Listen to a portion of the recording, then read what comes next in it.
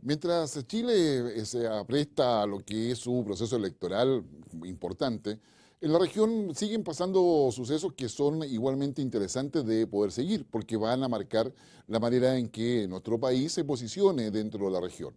Basta mencionar lo que ha sido una histórica negociación de Macri en Argentina con todos los gobiernos provinciales. Recordemos que Argentina es un régimen federal y ha logrado por fin una negociación que permite, por una parte, que las provincias dejen de lado todas las querellas judiciales contra el gobierno central en términos de la distribución de recursos presupuestarios para la supervivencia de cada una de estas provincias, y eso le permite a Macri un juego de piernas político muy importante en términos de lo que es la gobernabilidad de Argentina, pero particularmente en términos de la proyección y escenarios futuros que Macri quiere construir en términos de consolidar la economía argentina y generar, obviamente, aparte de crecimiento, desarrollo. Y eso, sin lugar a dudas, constituye un tema.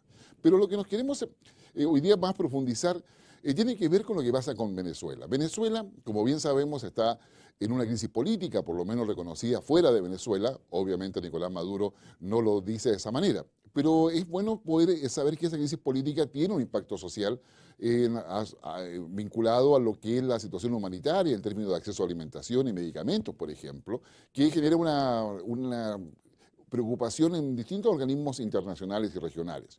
Pero a todo esto se suma ahora la declaración de default, es decir, de una suerte de quiebre de la economía venezolana al no poder pagar los intereses y el capital que ha colocado o que ha pedido prestado, y en consecuencia las agencias de aseguramiento de las economías, aquellas que miden el riesgo soberano, el riesgo político, han bajado la calificación de Venezuela. Venezuela tiene una deuda de más de 140.000 millones de dólares. De esa deuda, lo que hoy día se está cuestionando el no pago son 40.000 millones de dólares que corresponde a acreedores privados, no de organismos financieros internacionales.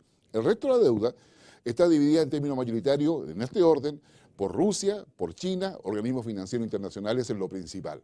En este escenario, Nicolás Maduro está llevando a cabo una estrategia que mezcla lo económico y lo político. Le explico. Por una parte, ya logró la división de la mesa de Unión Democrática. Recordemos que en la última elección, un sector de los partidos y movimientos que constituyen este conglomerado opositor decidió no presentar candidatos y otro grupo presentó candidatos. Pero en aquellos que presentaron candidatos, muchos no quisieron jurar porque había que hacerlo frente a la Asamblea Constituyente, no en la Asamblea Nacional, es decir, no se juraba en el Congreso, sino que se juraba en la Asamblea Constituyente y se juraba generando una lealtad a lo que esta Asamblea Constituyente pudiese dictaminar en el futuro. Y un sector de la oposición, en definitiva, quedó jurando frente a esta Asamblea Constituyente y con ello validando y legitimando todo este proceso de cambio constitucional que lleva adelante Nicolás Maduro. En esa perspectiva, digamos, se produce el quiebre y Capriles, uno de los principales opositores al régimen, se sale la Mesa de Unidad Democrática. Entre medio de todo esto, los esfuerzos de los países de la región, particularmente México, Paraguay y Chile, para lograr una mesa de diálogo, finalmente son aceptadas por Nicolás Maduro, a tal punto que esta reunión se va a llevar a cabo el 1 y 2 de diciembre en República Dominicana, donde va a asistir el canciller chileno y los cancilleres mexicanos y paraguayos. La aceptación de esta mesa de diálogo por parte de Nicolás Maduro se suma a la convocatoria de elecciones municipales que Nicolás Maduro ha hecho en el mes de diciembre.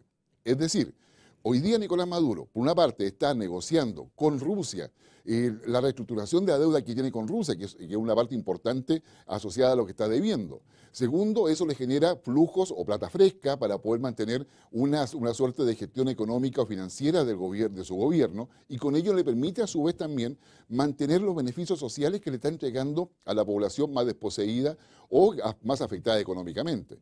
Y eso para Maduro se traduce en votos.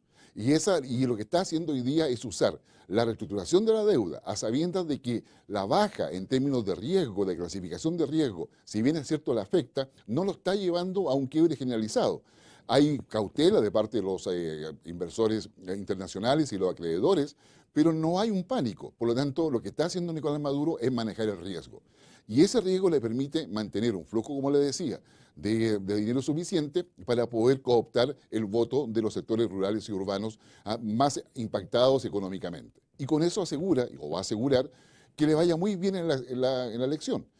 En forma paralela, divide a la oposición y la oposición se sienta a conversar a dialogar con Nicolás Maduro en República Dominicana y con ello la presión de la oposición también disminuye, la protesta en la calle disminuye y con eso Maduro logra un escenario de estabilidad o una imagen al menos de estabilidad en Venezuela que le estaría dando la certeza de que va a ganar las municipales en la forma en que él quiere, con la gente votando, que quiere mantener la ayuda del Estado y a su vez con una oposición dividida, lo cual le permite aumentar las probabilidades de un mayor control de los municipios de Venezuela.